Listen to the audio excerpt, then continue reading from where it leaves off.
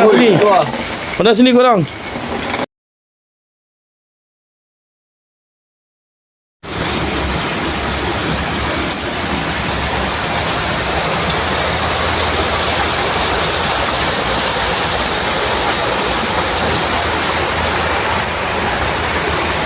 Ini kan rendah.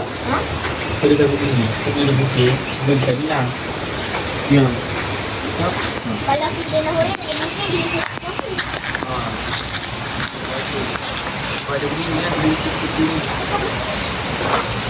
Putih apa? Tu kalau bukan kari-kari.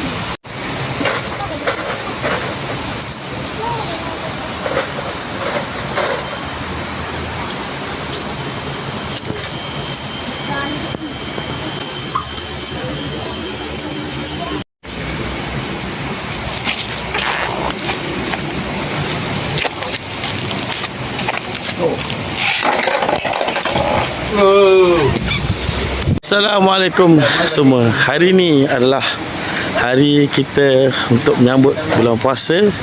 So kita pergi mandi-mandi dekat mana? Dekat mestilah kat sungai, kat area Rawang. Best guys, memang best. So inilah dia hari-hari kita nak menyambut puasa.